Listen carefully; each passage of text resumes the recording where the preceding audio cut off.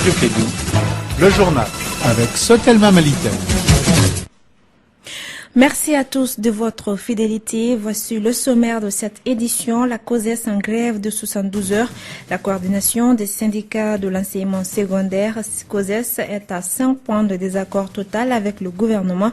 Selon son secrétaire général, ils vont continuer la lutte jusqu'à la satisfaction de leurs doléances. Célébration de la première journée internationale pour la promotion de la couverture sanitaire universelle. L'événement est placé sous le thème « Engageons tous et chacun pour l'opérationnalisation effective et rapide de la couverture maladie universelle au Mali ». Voilà pour le sommaire. Le développement, c'est dans un instant après ce jingle.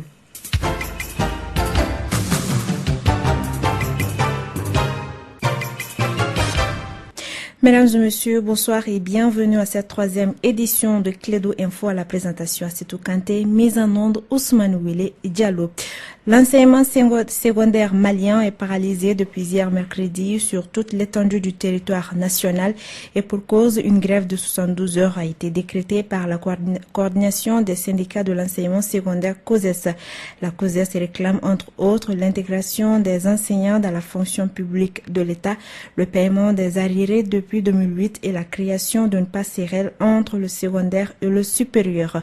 Les précisions avec le secrétaire général Adama Konaté au micro d'André Traoré. Donc, suite aux incompréhensions, n'est-ce pas, du premier préavis, nous avons déposé un autre préavis, échangé une fois de plus avec la partie gouvernementale. C'est les raisons qui nous ont poussé, n'est-ce pas, à déposer, n'est-ce pas, le second préavis pour qu'on puisse chercher, n'est-ce pas, une solution aux différents problèmes que nous avons. Mais aujourd'hui, nous sommes à 5 points, n'est-ce pas, de désaccord total. Et ces 5 points-là constituent des points essentiels, n'est-ce pas, de notre préavis. Donc, il s'agit d'abord, n'est-ce pas, de l'intégration effective de tous les enseignants dans la fonction publique, qui est considéré, n'est-ce pas, comme un désaccord d'abord total entre nous et la partie gouvernementale. Il y a la réparation de la disparité de traitement provoquée par l'intégration dans les fonctions publiques de l'État et des collectivités. Et le paiement sans délai, n'est-ce pas, de tous les arriérés des primes d'iracisation, d'intégration, d'avancement et des aides supplémentaires sont aussi, n'est-ce pas, considérés comme des points de désaccord. Et aussi, il y a la création de passerelles entre le secondaire et le supérieur. Et enfin, la dotation des conseils pédagogiques des CAP en moyens matériels et logistiques pour le suivi pédagogique et l'octroi des primes aux DA adjoints et aux DCAP adjoints. Donc voilà 5 points de désaccord qui constituent les points essentiels, n'est-ce pas, de ce préavis, qui sont considérés comme désaccords. Adama Konaté, le secrétaire général de la COSES. Restitution des résultats du projet transfert d'apprentissage, c'est le thème d'une rencontre qui a démarré ce jeudi au CRES de Badalabougou.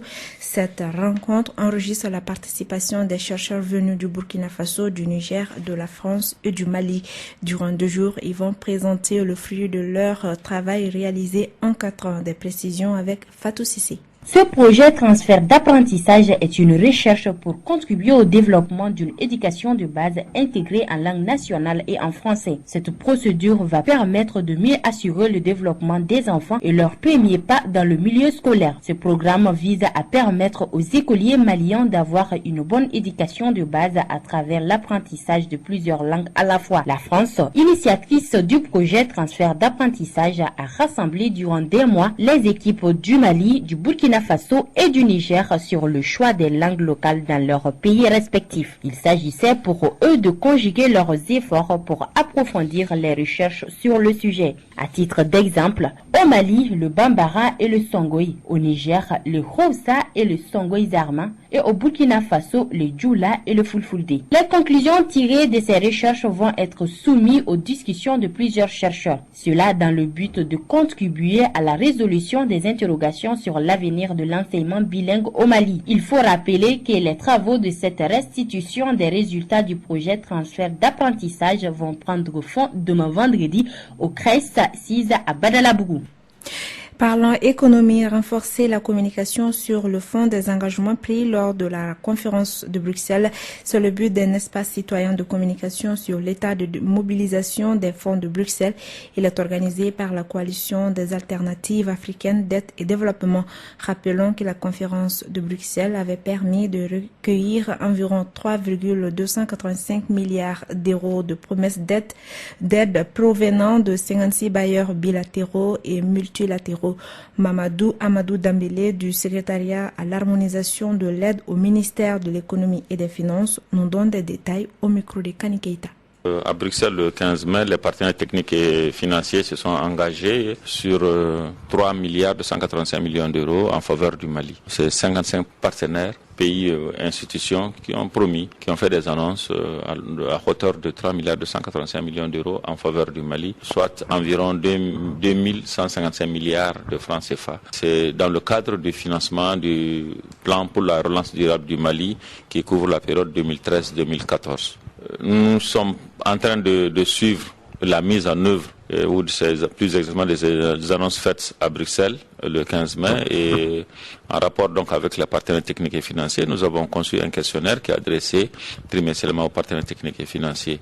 Il y a 28 partenaires sur les 55 qui répondent au questionnaire. Par rapport aux 28 partenaires qui ont renseigné le questionnaire, donc il y a eu un engagement.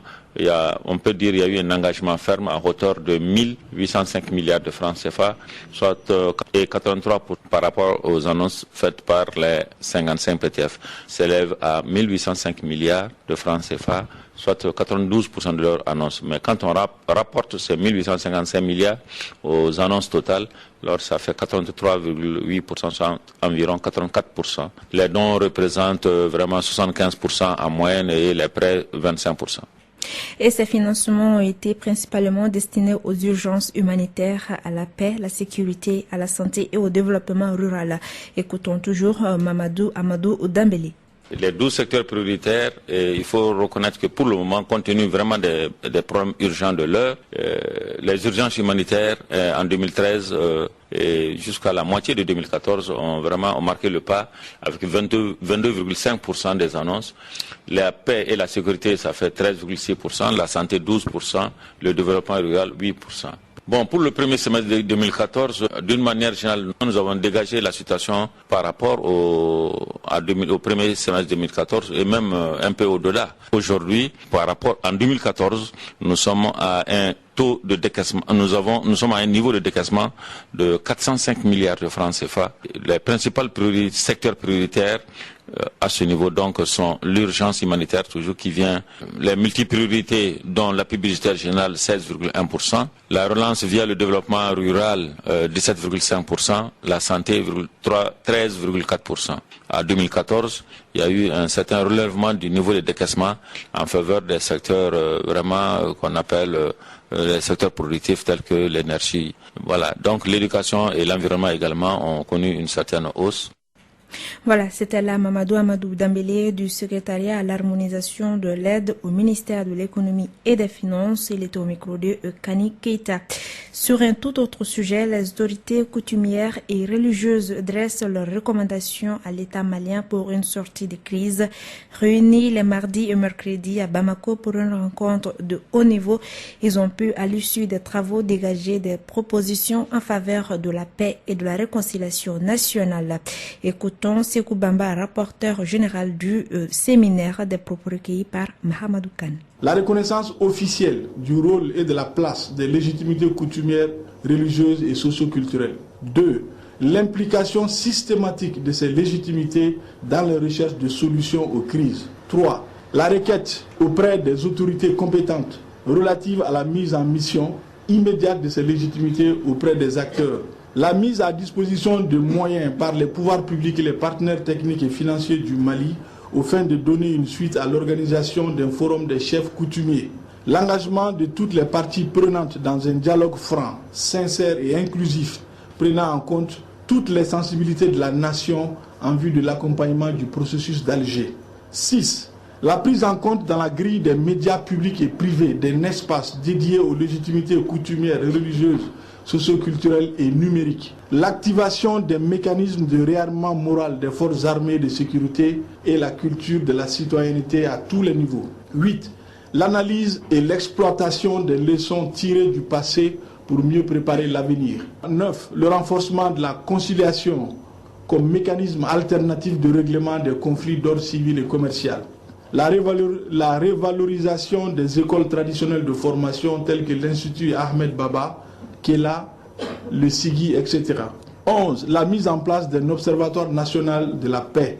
12. L'élaboration d'un guide sur le rôle des chefs coutumiers et le renforcement de leurs capacités. 13. La remise de la présente déclaration aux autorités compétentes et au PTF par l'entremise des communicateurs traditionnels. 14. La mise en place des mécanismes de suivi, évaluation et de redevabilité. Fait à Bamako le 10 décembre 2014, le séminaire.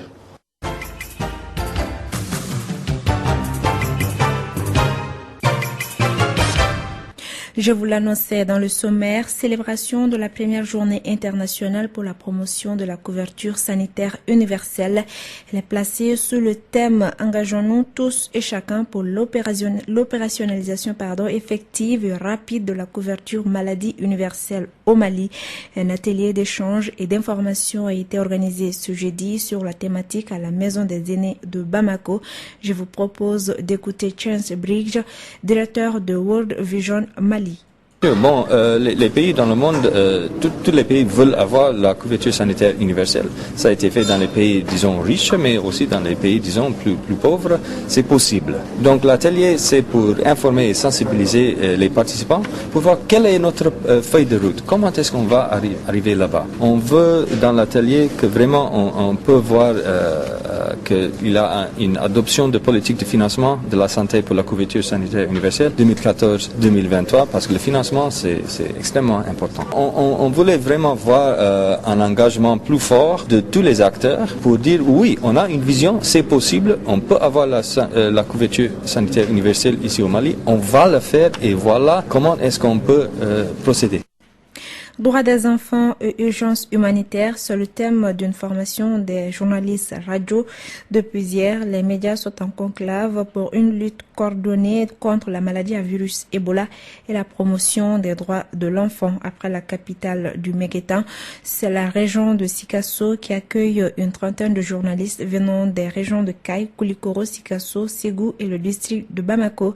Cette série de formations est organisée par le ministère de la Communication à travers l'URTEL avec un financement de l'UNICEF. Le point avec notre reporter Fanta Diakité qui participe à cette formation.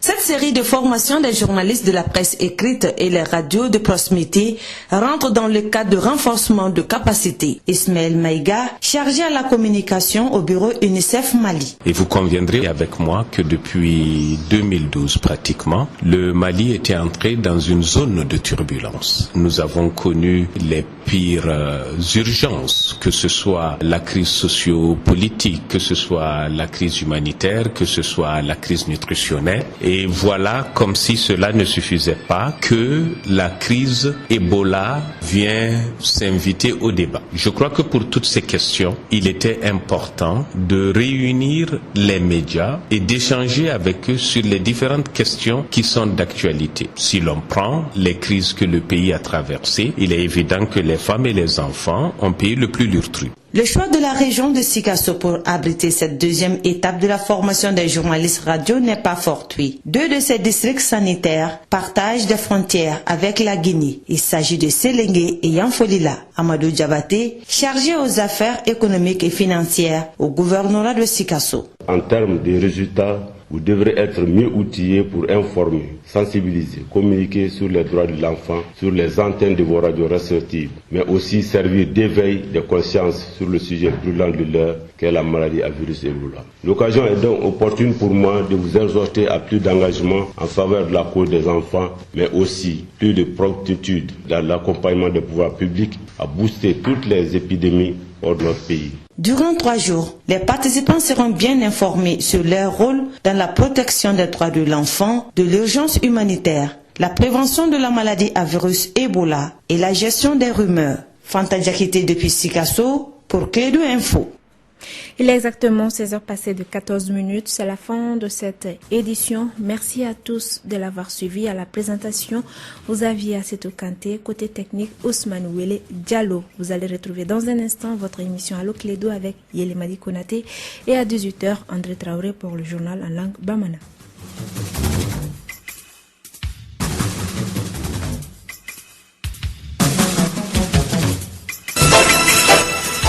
Radio Clédou, le journal avec Sotelma Malitaire. Ici Radio Clédou.